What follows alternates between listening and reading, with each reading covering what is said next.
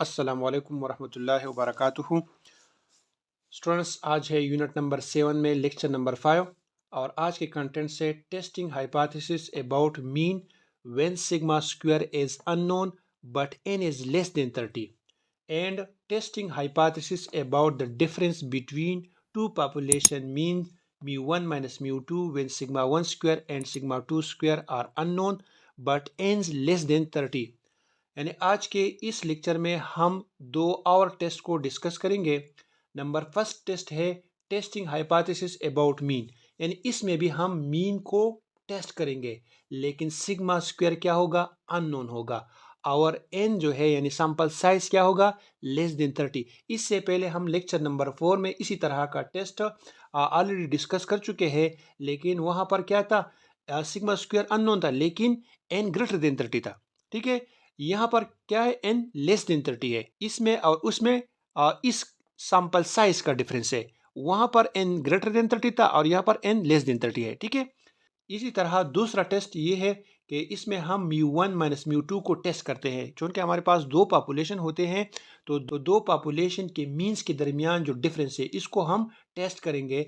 और sigma one square और sigma two square क्या होंगे, अननोन होंगे, लेकिन इसके जो सैंपल साइज होते हैं यानी n1 और n2 वो क्या होंगे, लेस देन 30 होंगे। इससे पहले हम लेक्चर नंबर 4 में इसी तरह का टेस्ट डिस्कस कर चुके हैं, लेकिन वहां पर एन्स जो थे n1 और n2 क्या थे, ग्रेटर देन 30 थे। ठीक है, और यहाँ पर एन्स जो है ये लेस देन 30 है। ठीक है, अब वो आगे जाके इन दोनों को प्रॉपरली एक्सप्लेन करेंगे विद एग्जांपल, लेकिन आपने इस लेक्चर के आखिर तक का हमारे साथ रहना है। ठीक है, अच्छा स्टूडेंट, फर्स्ट नंबर टेस्ट को डिस्कस करते हैं। Testing hypothesis about mean mu when sigma square unknown but n is less than 30।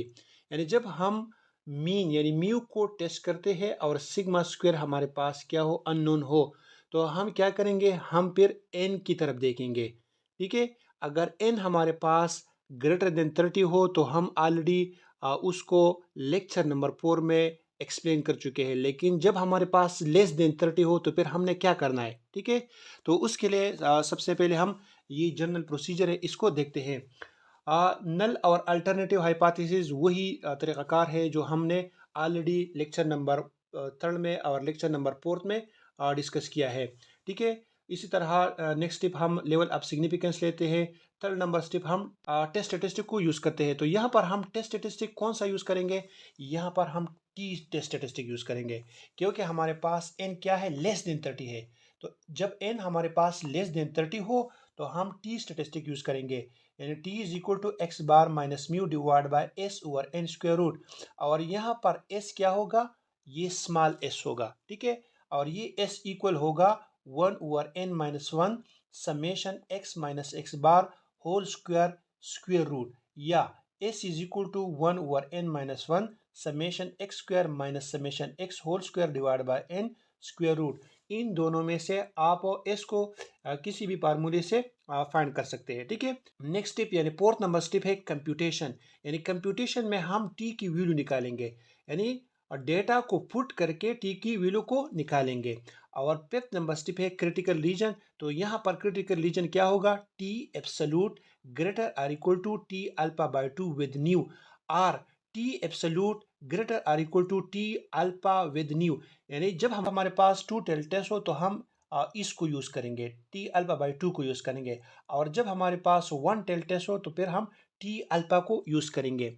तो ये याद रखें कि जब हमारे पास टी एब्सोल्यूट यानी कैलकुलेटेड वैल्यू टेबुलेटेड वैल्यू से ग्रेटर आ गई तो हम क्या करेंगे, हम कंक्लूजन में ये लेंगे कि हमारा एच नॉट क्या हो गया, रिजेक्ट हो गया।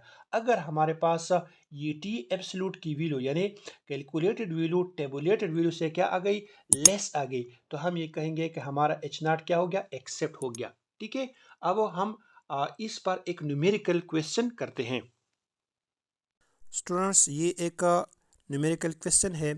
क्वेश्चन कुछ इस तरह है कि एक मैन्युफैक्चरिंग कंपनी है जिसमें गाड़ियों के टायर बनाई जाती है, और वह कंपनी ये दावा करती है कि हमारे टायर्स की एवरेज लाइफ 35,000 माइल है। ठीक है, तो एक रैंडम सैंपल में 16 टायर्स ली गई है और उसका एवरेज लाइफ 34,000 आया है। और उसका स्टैंडर्ड डिविएशन 2000 आया है। ठीक है, तो फिर यहाँ पर ये कहते हैं कि आप टेस्ट करें हाइपोथेसिस, नल हाइपोथेसिस में ले ले कि म्यू इज इक्वल टू 35,000 है, और इसका अगेंस्ट यानी अल्टरनेटिव हाइपोथेसिस ये ले ले कि म्यू एज लेस देन 35,000, और साथ ही अल्फा इसमें यूज़ करे 0.05। ठीक है, तो यहाँ पर अगर आप देखें तो यहाँ पर सिग्मा अननोन है और एन क्या है, लेस देन 30 है, वो क्या है 16 है। तो हम क्या करेंगे, हम टी स्टेटिस्टिक इसमें यूज़ करेंगे। ठीक है, अच्छा स्टूडेंट, सबसे पहले हम नल और अल्टरनेटिव हाइपोथेसिस को सेट करेंगे क्योंकि ये हमें ऑलरेडी क्वेश्चन में दी गई है। फिर हम सेकंड नंबर स्टेप में सिग्निफिकेंस लेवल यानी अल्फा इज इक्वल टू 0.5 लेंगे। थर्ड नंबर स्टेप में हम टेस्ट स्टेटिस्टिक यूज़ करेंगे, और टेस्ट स्टेटिस्टिक कौन सा, टी, क्योंकि हमारे पास एन क्या है, लेस देन 30 है, ओ क्या है 16 है, तो हम टी स्टेटिस्टिक यूज़ करेंगे, और ये है X bar minus mu divide by S over N square root. फिर हम फोर्थ नंबर स्टेप की तरफ जाते हैं, और क्या है, कंप्यूटेशन। तो हम क्वेश्चन से डेटा को निकालेंगे। एक्स बार की वैल्यू 34,000 है, एन की वैल्यू 16 है, और एस की वैल्यू 2000 है। तो हम इन सबको यहाँ पर पुट करके और इसकी जब हम कैलकुलेशन करते हैं तो इसे आता है -2। नंबर फिफ्थ स्टेप है क्रिटिकल रीजन, और वो क्या है, T absolute greater or equal to T alpha with nu. T absolute हमारे पास इक्वल है 2 के, क्योंकि हम -2 का एब्सोल्यूट लेते हैं तो इसे आता है 2।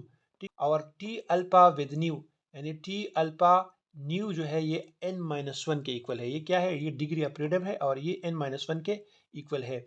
अब टी अल्फा अल्फा की वैल्यू हमारे पास 0.5 है, और n-1 यानी 16, n की जगह क्या पुट करेंगे, 16, 16 -1 से आता है 15। अब t 0.05 एंड 15 को टेबल में देखकर इसकी वैल्यू निकालेंगे तो ये आती है 1.75। ठीक है, यहाँ पर टेबल में देखिए ऊपर टी 0.05 और डिग्री ऑफ फ्रीडम में देखिए 15, तो इसके सामने वैल्यू आती है 1.753। ठीक है, तो ये हमारे पास टेबुलेटेड वैल्यू हो गई। ठीक है, चूँकि हमारे पास ये जो टेस्ट है ये कौन सा है, ये लेफ्ट टेल टेस्ट है, क्योंकि यहाँ पर क्या है, लेस का साइन आया है, यानी वन टेल टेस्ट है, और ये क्या है, लेफ्ट टेल है।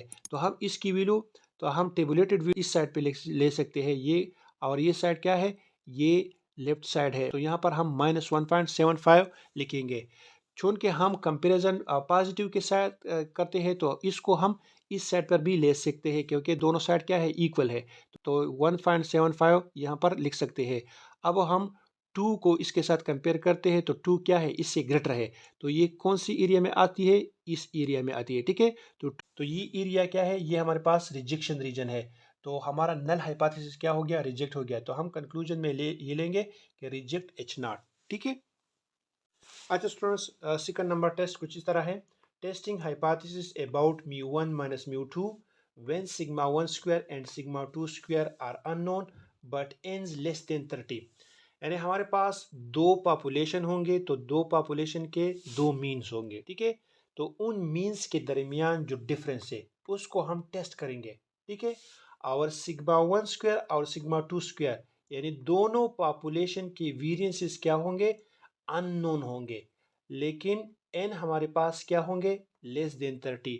तो हम क्या करेंगे, हम कौन सा टेस्ट स्टेटिस्टिक यूज़ करेंगे, तो इसके लिए जनरल प्रोसीजर कुछ यूँ है, हम फर्स्ट स्टेप में नल और अल्टरनेटिव हाइपोथेसिस लेंगे, सेकंड नंबर स्टेप पे सिग्निफिकेंस लेवल लेंगे, थर्ड स्टेप में टेस्ट स्टेटिस्टिक यूज़ करेंगे, और यहाँ पर टेस्ट स्टेटिस्टिक कौन सा होगा, टी, और टी स्टेटिस्टिक इक्वल होगा x1 bar minus x2 bar minus μ1 minus μ2 divide by S P n2 1 over n1 plus 1 over n2 whole square root. ठीक है, और ये एस पी जो है ये इक्वल होगा n1 minus 1 s1 square plus n2 minus 1 n2 s2 square divide by n1 plus n2 minus 2 square root.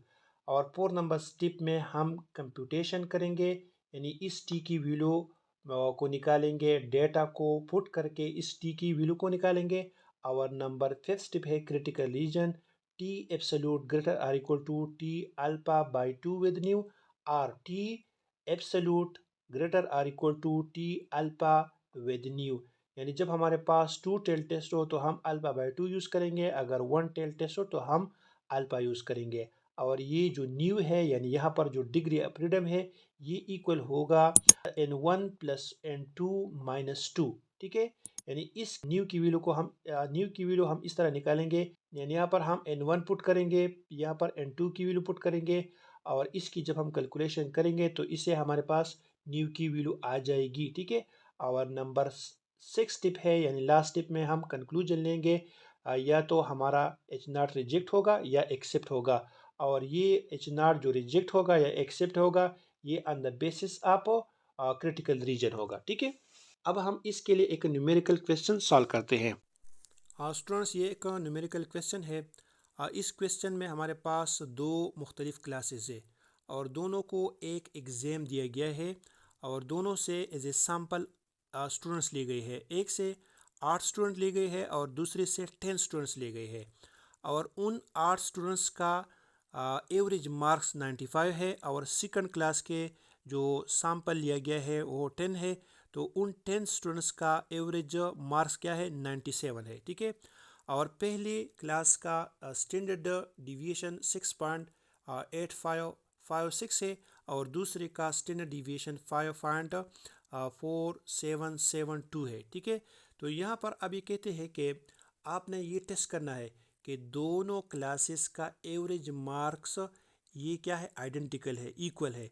तो हम क्या लेंगे, यानी नल हाइपोथेसिस में ये लेंगे कि H0 μ1 इज इक्वल टू μ2, और अल्टरनेटिव हाइपोथेसिस में ये कहते हैं कि आपने ये टेस्ट करना है कि दोनों का एवरेज मार्क्स क्या है ये आइडेंटिकल नहीं है, सेम नहीं है। तो अल्टरनेटिव हाइपोथेसिस में ये लेंगे कि μ1 इज़ नॉट इक्वल टू μ2, और ये कहते हैं कि आपने अल्फ़ा 0.01 यूज़ करना है। ठीक है, स्टूडेंट्स, फर्स्ट नंबर स्टेप में हम नल और अल्टरनेटिव हाइपोथेसिस सेट करेंगे, सेकंड नंबर स्टेप में हम अल्फ़ा लेते हैं, थर्ड नंबर स्टेप में हम टेस्ट स्टेटिस्टिक यूज़ करेंगे और test statistic T statistic use करेंगे और टी स्टेटिस्टिक हमारे पास इक्वल होगा x1 bar minus x2 bar minus μ1 minus μ2 divide by S P n2 1 over n1 plus 1 over n2 whole square root. ठीक है, और फोर्थ नंबर स्टेप में हम कंप्यूटेशन करेंगे। कंप्यूटेशन में हम सबसे पहले क्वेश्चन से डेटा को निकालेंगे। n1 हमारे पास क्वेश्चन में 8 है, n2 हमारे पास 10 है, x1 बार हमारे पास 95 है, x2 बार 97 है, s1 स्क्वायर 47 है और s2 स्क्वायर 30 है। ठीक है, यहाँ पर सबसे पहले हमने sp को फाइंड करना है, तो sp हमारे पास इक्वल है n1 minus 1 s1 square plus n2 minus 1 s2 square divide by n1 plus n2 minus 2 whole square root के। तो इसमें हम वैल्यूज़ को पुट करके इसकी जब हम कैलकुलेशन करते हैं तो इससे एस पी की वैल्यू हमारे पास आती है 6.12। ठीक है, तो अब हम यहाँ पर टी की वैल्यूज़ को पुट करके यानी x1 बार की जगह हम 95 पुट करेंगे, x2 बार की जगह हम 97 पुट करेंगे और एस पी की जगह हम 6.12 को पुट करेंगे और n1 की जगह 8 और n2 की जगह हम 10 पुट करते हैं। इसकी जब हम कैलकुलेशन करते हैं तो इसे आता है माइनस 0.68। ठीक है, अब हम क्रिटिकल रीजन की तरफ जाते हैं। क्रिटिकल रीजन हमारे पास है टी एब्सोल्यूट ग्रेटर और equal to T alpha by 2 with nu. T absolute हमारे पास इक्वल है, यानी जब हम इसकी एब्सोल्यूट लेते हैं तो इसे आता है 0.68 और T alpha by 2 with nu, यानी न्यू जो है हमारे पास ये इक्वल है, न्यू हमारे पास क्या है n1 प्लस n2 माइनस 2 के। ठीक है, तो यहाँ पर हम टी अल्फा बाई 2 यानी अल्फा की जगह 0.05 पुट करते हैं डिवाइड बाई 2 और न्यू हमारे पास क्या है n1 प्लस n2 माइनस 2 है।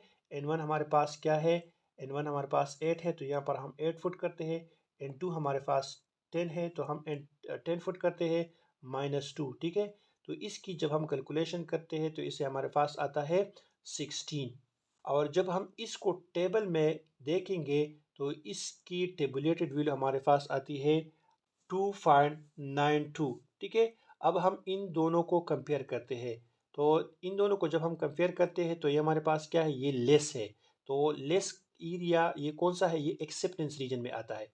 ठीक है, यानी ये हमने पढ़ा है कि जब हमारे पास ये कैलकुलेटेड वैल्यू टेबुलेटेड वैल्यू से लेस आ जाए तो हम क्या करेंगे, हम टेस्ट क्या करेंगे, तो हम क्या लेंगे, हम एक्सेप्टेंस रीजन को तस्वर करेंगे, यानी हमारा टेस्ट क्या होगा, एक्सेप्ट होगा। हम कंक्लूजन में क्या लेंगे, हम कंक्लूजन में ये लेंगे कि हमारा एच नॉट क्या होगा, एक्सेप्ट हो गया। ठीक है, तो ये था आज का लेक्चर। उम्मीद है आज का लेक्चर आप सबके समझ में आया होगा। इंशाल्लाह नेक्स्ट लेक्चर में फिर मुलाकात होगी, तब तक के लिए अल्लाह हाफिज़।